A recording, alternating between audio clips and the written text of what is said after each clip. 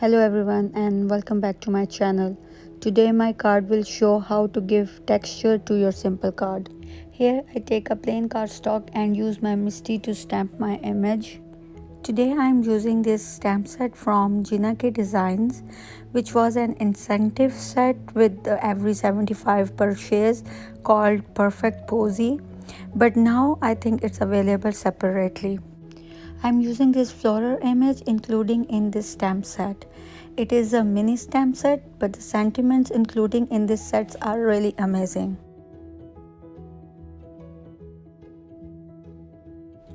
Taking out my floral stamp and I will place it on the cardstock. Here I am using a 110 pound cardstock.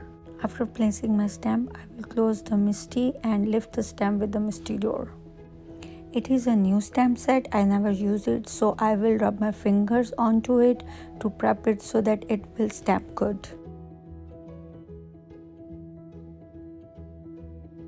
I'm using Memento Tuxedo black ink to stamp my floral image, and I will use alcohol markers to color my stamp.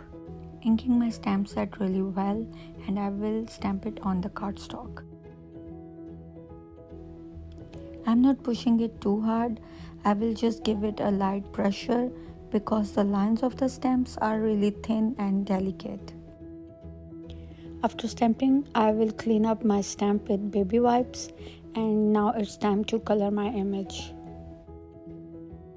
I will speed up the coloring process because it takes a bit of time and I don't want that long video for you guys to watch. I'm using combination of alcohol markers and pencil colors for my coloring today. For all the leaves including in the stamp set, I will use same green color. Here I'm using a darker green alcohol marker. After giving a little bit shading with darker green color, here I am filling the rest of the leaves with lighter green color.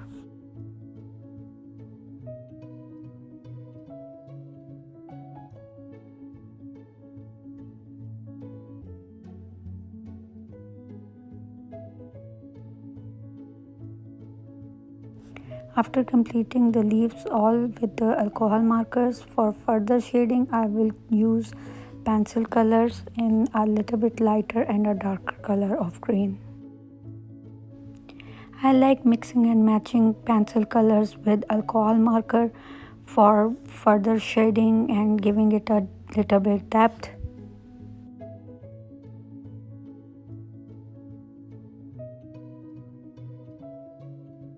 After completing coloring all the leaves, now I will start coloring the flowers including in the stamp set. The first color I am going to use for flower is pink. Here I use the lighter color of pink first, and the color is called Pastel pink, and for a little bit shading I am using a bright pink color.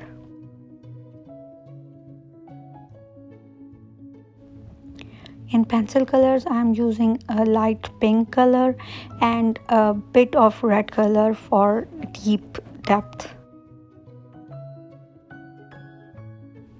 Here I was testing which two red colors I want to use in alcohol markers. The first red color I am using for the base is coral red. And the darker color for shading in alcohol marker is called deep red. In pencil colors, I am using just one dark red pencil color.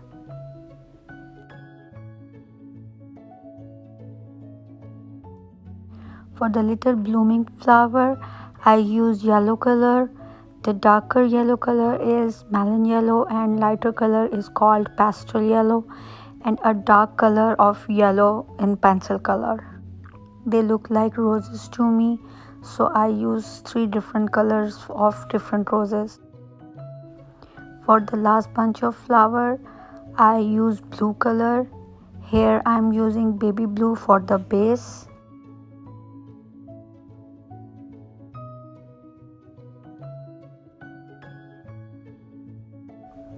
And the darker color for shading, I use Indian blue.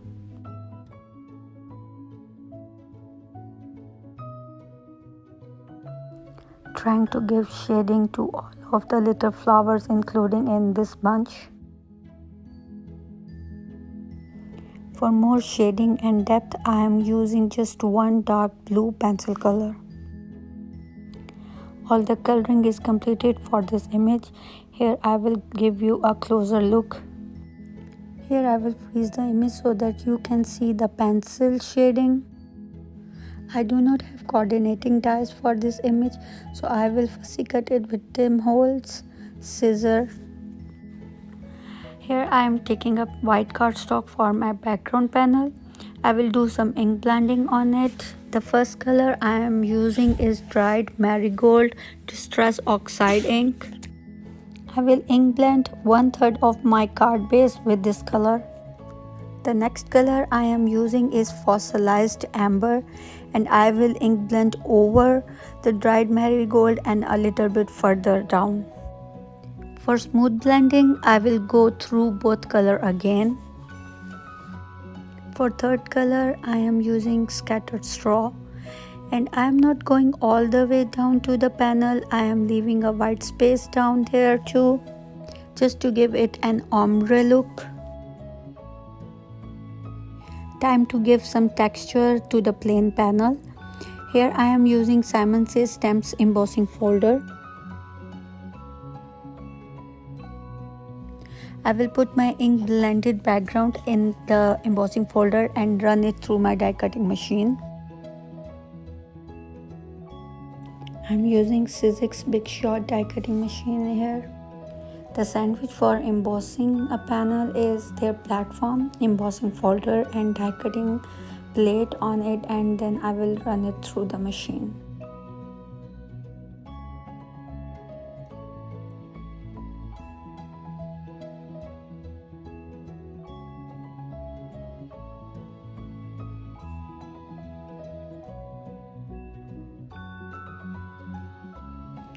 Look at that, how embossing folder gives a texture to the plain panel.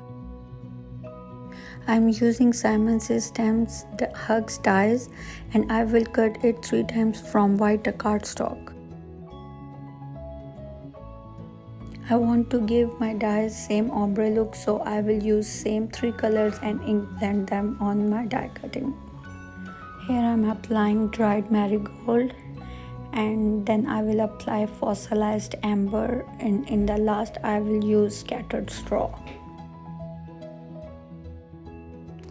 I am ink blending on both the shadow and the inside piece of die cut so it will match, making sure there is a smooth ink blending and the die cut is completely covered. The ink blending on my Hugs die cut is complete. Here I will clean my working space. Time to put everything together now. I will put my floral image on the upper right side of the panel and my Hugs die cut on the left lower side of the panel. I'm satisfied with the placing of my image.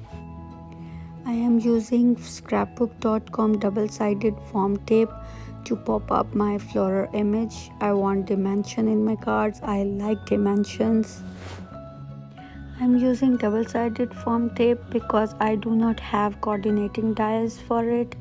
If I have the coordinating dies, I would have die cut it multiple times and give it some dimension. Here I'm releasing the backers of the foam tape and I will place on the upper right side of my panel.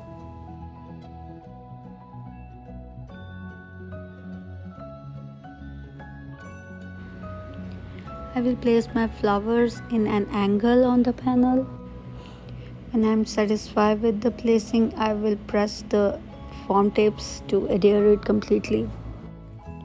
I'm using Simon Says Stamps Craft Tacky glue for my die cut. I already have stacked my die cut with 3 more die cut behind it to give it a dimension. I will put my Misti on it to give it some time to dry. As the glue is drying, meanwhile I will prep my card base. I am using A2 size top folding card base for my card today. The measurements of the card base is 11 by 4 and a quarter, and I will score it at 5.5. I will stamp the same floral stamp inside of the card too. So I take out my Misti and I will put my card base into the Misti and reposition the stamp as I want it to go. Repositioning my stamp here, I will stamp on the right side of the card base. Pick the stamp up with the Misti door. I will use scattered straw distress oxide ink to stamp inside for a light impression.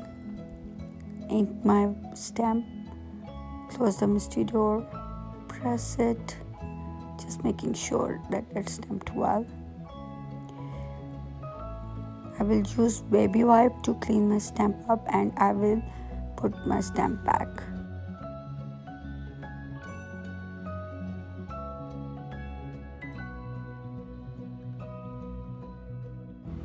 The card base is ready too.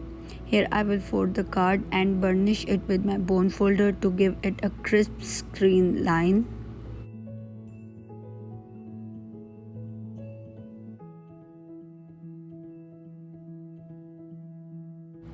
Making sure that everything look good. I will use strong double-sided adhesive to adhere the front to the card base because it have a lot of texture, so it needs a really good strong adhesive. I will use double-sided tape generously because I really want it to adhere very good. Using my pokey tool to release the backers of the double-sided tape. Just making sure that it's the right side of the card base, making sure all sides are even, and then I will give it a good press. Of course, I will use some sequins for the sparkle on my card. These sequences are from Simon's stamps and I will list the name down in the description below. I will use I think 5 sequins and I am using only yellow color.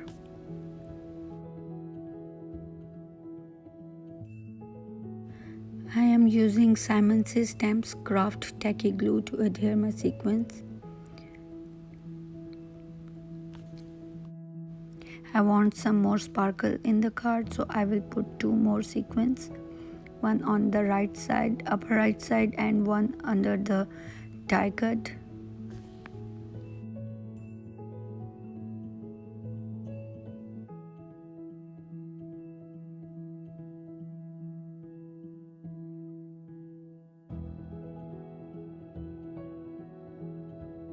So here is the completed card for today. Hope you guys like it. Give it a thumbs up. Do subscribe my channel and hit the notification bell so that you won't miss my upcoming videos. Thanks for sticking me today guys. Have a good day. Bye bye.